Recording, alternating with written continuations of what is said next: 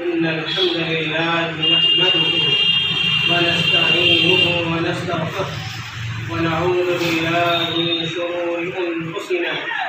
ومن سيئات أعمالنا من يهده الله فلا مضل له ومن يضلله فلا هادي له وأشهد أن لا إله إلا الله وحده لا شريك له وأشهد أن محمدا عبده ورسوله. قال الله تعالى في القرآن الكريم: أعوذ بالله من الشيطان الرجيم، إن الدين عند الله الإسلام. وقال تعالى في مقام آخر: ومن يبتغ غير الإسلام دينا فلن يقبل منه وهو في الآخرة لمن الخاسرين. محترم علماء کرام اور باشندگان لوکھان، یقیناً یہ وقت ہم تمام لوگوں کے لیے بڑی خوشی کا وقت ہے کہ ایک دعوتی سفر کی وجہ سے آپ کی اس بستی میں آنا ہوا۔ ہمارے ساتھ علماء کرام کی ایک پوری ٹیم ہے اور ہم لوگوں کی خواہش تو یہ تھی، ہم میں سے جتنے بھی افراد علماء کرام ہیں کچھ نہ کچھ آپ کے سامنے کتاب و سنت کی باتیں پیش کرتے ہیں، لیکن وقت اس کی اجازت نہیں دیتا ہے۔ محترم حاضرین، ہم اور آپ اس بات سے واقف ہیں کہ ہم اور آپ مسلمان صاحب اسلام ہیں اور جو اسلام مذہب ہمارا ہے وہ سب سے پیارا مذہب، سب سے محبوب اور اللہ تعالیٰ کا پسندیدہ مذہب ہے۔ دنیا کے اندر بہت سارے مذاہب پائے جاتے ہیں جن کی کوئی بنیاد نہیں ہے، کوئی حقیقت نہیں، اور اللہ رب العالمین ان مذاہب کو چاہتا بھی نہیں ہے، پسند بھی نہیں کرتا ہے۔ جو مذہب پسندیدہ ہے اس کے بارے میں اللہ تعالیٰ نے کہا: ان الدین عند اللہ الاسلام، کہ اگر کوئی مذہب اللہ رب العالمین کے یہاں قابل اعتبار ہے اور لائق اعتنا ہے تو وہ اسلام ہی۔ اگر کوئی آدمی اسلام کو چھوڑ کر کسی غیر مذہب کو یا کسی دوسرے دین کو اختیار کر لیتا ہے، اس پر چلتا ہے اور اپنی زندگی اس کے مطابق گزارتا ہے تو یہ عمل اللہ تعالیٰ کو پسند بھی نہیں۔ اللہ تعالیٰ نے قرآن کریم کے اندر ارشاد فرمایا: وَمَن يَبْتَغِ غَيْرَ الْإِسْلَامِ دِينًا فَلَن يُقْبَلَ مِنْهُ، کہ اگر کوئی شخص دین اسلام کے علاوہ کسی اور دین کو تلاش کرتا ہے، اس کو ڈھونڈتا ہے اور اس پر عمل کرنے کی کوشش کرتا ہے، فَلَن يُقْبَلَ مِنْهُ، تو اللہ رب العالمین ایسے دین کو، ایسے مذہب کو پسند نہیں کرتا، قبول نہیں کرتا، بلکہ ایسا آدمی دن قیامت میں گھاٹا اٹھانے والا ہوگا، خسارے میں ہوگا۔ میرے بھائیوں، اسلام کہتے ہیں اس بات کو ہے، اسلام کا سیدھا مفہوم یہ ہوتا ہے کہ ہماری زندگی مکمل طور پر کتاب و سنت کے مطابق ہو جائے، اللہ کے رسول صلی اللہ علیہ وسلم کے فرمان کے مطابق ہو جائے۔ ہم جو بھی کام کریں اور جو بھی ہماری گفتگو ہو وہ کتاب و سنت کی آئینہ دار ہو، اور ہم اپنی طبیعت اور اپنی مرضی کو دین کے اندر داخل کرنے کی کوشش نہ کریں، اپنی خواہشات کو اسلام کا نام نہ دیں یا اس کے اوپر لیبل اسلام کا لگانے کی کوشش نہ کریں، بلکہ ایک ہاتھ میں ہمارے قرآن ہونا چاہیے، ایک ہاتھ میں اللہ کے رسول صلی اللہ علیہ وسلم کی سنتیں ہونی چاہیے، اور اسی کے مطابق اسی شاہ راہ پہ ہم گامزن رہیں۔ تو اسی کا نام اسلام ہے اور اسی راستے پہ چلنے والے کو مسلمان کہتے ہیں۔ اللہ کے رسول صلی اللہ علیہ وسلم دین اسلام کی نشر و اشاعت کے لیے بڑی کوششیں کرتے تھے، بڑی کاوشیں کرتے تھے۔ جس طرح ہم لوگ دین کی تبلیغ کے لیے، دین اسلام کی نشر و اشاعت کے لیے نکلے ہوئے ہیں اور مختلف بستیوں کا ہم لوگوں نے دورہ کیا ہے، سفر کیا ہے، جائزہ لیا ہے، اسی طرح اللہ کے نبی صلی اللہ علیہ وسلم اپنے زمانے میں بہت سارے صحابہ کرام کو مختلف ملکوں میں بھیجتے تھے، مختلف شہروں میں بھیجتے تھے تاکہ وہاں وہ دین اسلام کی نشر و اشاعت کریں، کتاب و سنت کے بارے میں بتائیں، اللہ سے لوگوں کو واقف کرائیں۔ ایک بڑے مشہور صحابی ہیں جن کا نام معاذ بن جبل رضی اللہ تعالیٰ عنہ، اور وہ قرآن کے بڑے عالم تھے، حدیث کے بڑے عالم تھے، اللہ کے نبی صلی اللہ علیہ وسلم سے بڑی محبت کیا کرتے تھے، اپنے پہلو میں بیٹھاتے تھے، اپنے سواری پہ پیچھے رکھا کرتے تھے۔ کہتے ہیں معاذ بن جبل رضی اللہ تعالیٰ عنہ، صحیح مسلم کی روایت ہے کہ بعثنی رسول اللہ صلی اللہ علیہ وسلم الی الیمن، کہ ایک مرتبہ اللہ کے رسول صلی اللہ علیہ وسلم نے مجھے یمن بھیجا، داعی بنا کر، مبلغ بنا کر، اسلام کا سپاہی بنا کر بھیجا۔ اور اللہ کے نبی صلی اللہ علیہ وسلم نے بھیجتے وقت کہا انک تأتی قوم من اہل الکتاب، اے معاذ آپ سنو، آپ ایسی قوم کے پاس جا رہے ہو، ایسے لوگوں کے پاس جا رہے ہو جو اہل کتاب ہیں، یہود و نصارہ ہیں، دین سے واقف ہیں، اور ان کے اوپر بھی آسمانی کتابیں نازل ہوئی ہیں۔ چنانچہ سن لو، چند باتوں کا خیال رکھنا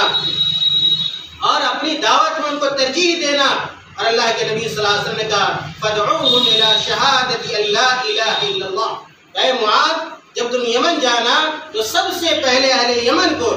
جس چیز کی دعوت دینا، جس بات کی طرف بلانا، وہ توحید ہونا چاہیے۔ کہا ادعوہم الی شہادۃ ان لا الہ الا اللہ وانی رسول اللہ، اس بات کی دعوت دینا کہ اللہ کے علاوہ کوئی معبود برحق نہیں، کوئی ایسی ذات نہیں ہے جس کو اللہ رب العالمین کے علاوہ جس کی عبادت کی جا سکے، اور اس بارے میں بتانا کہ میں اللہ رب العالمین کی طرف سے بھیجا گیا نبی اور رسول ہوں۔ یعنی کہا اللہ کے رسول صلی اللہ علیہ وسلم نے کہ میری رسالت کے بارے میں اور میری نبوت کے بارے میں اہل یمن کو بتلانا، اور جب ان کا ایمان اس بات پہ ہو جائے تو انہیں اس بات سے واقف کرانا کہ ان اللہ افترض علیہم 5 صلوات فی یوم و لیلہ، کہ اللہ تعالیٰ نے ان کے اوپر دن و رات میں 5 وقتوں کی نماز فرض کی۔ چنانچہ توحید کے بعد، ایک اللہ کی عبادت کے بعد جو چیز مسلمانوں کے اوپر واجب ہوتی ہے، فرض ہوتی ہے، وہ 5 وقتہ نمازیں ہیں، 5 وقت کی نمازیں ہیں۔ آپ دیکھ رہے ہیں کہ مسلمانوں میں یہ ساری چیزیں مفقود ہیں، ختم ہو رہی ہیں۔ آج مسلمان نام کے مسلمان رہ گئے، کام کے نہیں ہیں۔ ان کی زندگی توحید سے خالی ہے، ان کی زندگی سنت سے خالی ہے۔ آج اکثر گھروں میں بدعقیدگی پائی جاتی ہے، شرک پایا جاتا ہے، مسجدیں ویران ہیں، خالی ہیں، سینکڑوں کی تعداد میں، ہزاروں کی تعداد میں بستیوں اور شہروں میں مسلمان رہتے ہیں، اور ڈھیر ساری مسجدیں ہوتی ہیں، لیکن مسجدیں نمازیوں سے خالی ہوتی ہیں۔ اور پھر اللہ کے نبی صلی اللہ علیہ وسلم نے کہا کہ جب وہ لوگ نماز قائم کرنے لگے تو آپ یہ بتانا ان اللہ افترض علیہم صدقۃ تؤخذ من اغنیائہم وترد الی فقرائہم، آپ یمن کے لوگوں کو بتلانا کہ اللہ تعالیٰ نے ان کے اوپر زکوٰۃ کو واجب قرار دیا ہے۔ جو مالداروں سے زکوٰۃ لی جاتی ہے اور غریبوں میں تقسیم کر دی جاتی ہے، آج یہ فریضہ بھی جو اسلام کا فریضہ ہے آج ختم ہو رہا ہے۔ آج بے شمار لوگ مالدار ہیں جن کے مالوں میں زکوٰۃ واجب ہے، صاحب نصاب ہے، اس کے باوجود زکوٰۃ نہیں نکالتے۔ عام صدقے و خیرات کی بات چھوڑ دیجیے، جو واجبی زکوٰۃ ہے اور صدقہ ہے وہ بھی لوگ نہیں نکالتے۔ حرام خوری ان کے یہاں، مسلمانوں کے یہاں عام ہو چکی ہے اور اللہ کی عبادت سے دور ہے۔ اس کے بعد اللہ کے نبی صلی اللہ علیہ وسلم نے کہا کہ جب وہ لوگ زکوٰۃ اور صدقہ دینے لگے وَإِيَّاكَ وَكَرَائِمَ أَمْوَالِهِمْ، کہ آپ زکوٰۃ اور صدقے کے طور پر ان کے اچھے مالوں کو لینے سے بچنا۔ ایسا نہ ہو کہ آپ زکوٰۃ لینے جائیں جو ان کے سارے اچھے مال ہو ایک طرف چھانٹ لیں اور زکوٰۃ کے نام پر لے لیں، ایسا نہیں ہونا چاہیے، بلکہ جو متوسط قسم کا مال ہو وہ تم لینا۔ اس کے بعد اللہ کے نبی صلی اللہ علیہ وسلم نے کہا کہ آپ مظلوموں کی بد دعاؤں سے بچنا۔ کہا واتق دعوت المظلوم فإنه ليس بينها وبين الله حجاب، کہا کہ مظلوموں کی آہ سے، ان کی بکا سے اور ان کی بد دعاؤں سے بچنا۔ اور یاد رکھنا کہ مظلوم جب دعا کرتا ہے کسی کے حقوق کو جب پامال کیا جاتا ہے، اس کے حق کو چھینا جاتا ہے اور اس کے دل سے جب بد دعا نکلتی ہے تو عرش تک پہنچتی ہے، اللہ رب العالمین اس کی بد دعا کو قبول کر لیتا ہے۔ اس لیے کسی بھی مسلمان کو یہ کوشش نہیں کرنی چاہیے کہ وہ کسی کی بد دعا لے، بلکہ دعا لینے والا کام کرنا چاہیے، بد دعا لینے والا کام نہیں کرنا چاہیے کہ آپ اپنے بھائیوں کو پریشان کریں، آپ اپنے بہنوں کو پریشان کریں، آپ اپنے پڑوسیوں کو پریشان کریں، آپ اپنے بیٹوں کو پریشان کریں، بیٹیوں کو پریشان کریں، اپنے والدین کو پریشان کریں۔ ایک مسلمان کا یہ طرز عمل اور طرز زندگی میرے بھائیوں نہیں ہوا کرتی ہے۔ تو اس حدیث کی روشنی میں آپ حضرات کو یہ پیغام دینا چاہتا ہوں کہ اللہ کے نبی صلی اللہ علیہ وسلم نے جس مشن پہ حضرت معاذ بن جبل رضی اللہ تعالیٰ عنہ کو لگایا تھا اور جو ذمہ داریاں سونپی تھی اور جس چیز کی دعوت دینے کا حکم دیا تھا، آج بھی وہ حدیثیں ہمارے سامنے موجود ہیں اور ہمارا عمل بھی ان چیزوں کے مطابق ہونا چاہیے۔ ہماری زندگی کے اندر توحید آ جائے، ہماری زندگی کے اندر سنت آ جائے، ہماری زندگی کے اندر نماز آ جائے،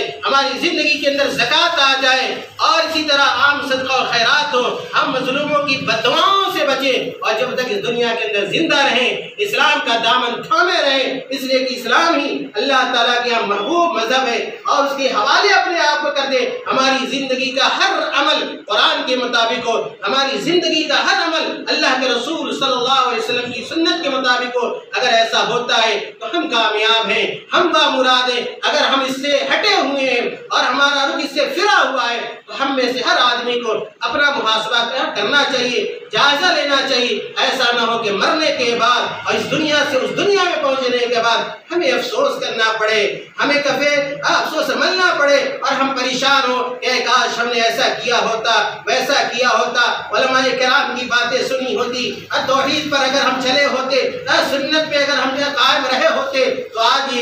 ان چیزوں سے اور عذاب سے، اللہ رب العالمین کی پھٹکار سے ہمیں نبرد آزما نہ ہونا پڑتا۔ تو میرے بھائی، اللہ نے موقع دیا ہے، یہ زندگی دی ہے اور وہ بندگی کے لیے ہے، چنانچہ جب تک ہم دنیا میں زندہ رہیں اللہ تعالیٰ سے اس بات کی توفیق مانگے کہ ہمیں اللہ تعالیٰ اپنی خالص عبادت کی توفیق عطا فرمائے اور ہر قسم کے اعمال صالح کی توفیق عطا فرمائے۔ بالخصوص اللہ تعالیٰ ہمیں توحید کے شاہراہ پر عمل کرنے کی توفیق عطا فرما دے اور اپنے نبی پاک علیہ الصلوۃ والسلام کی سنت کی راہ کا راہی بنا لے۔ یہی کیا ہے فائز المرامی ہے اور یہی کیا ہے ایک مسلمان کی زندگی کا خلاصہ ہے۔ انہی باتوں پہ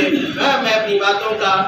کو ختم کرتا ہوں۔ اللہ تعالیٰ ہمیں اور آپ کو کہنے سننے سے زیادہ عمل کرنے کی توفیق عطا فرمائے۔ آمین وآخر دعوانا الحمدللہ رب العالمین۔ جزاکم اللہ۔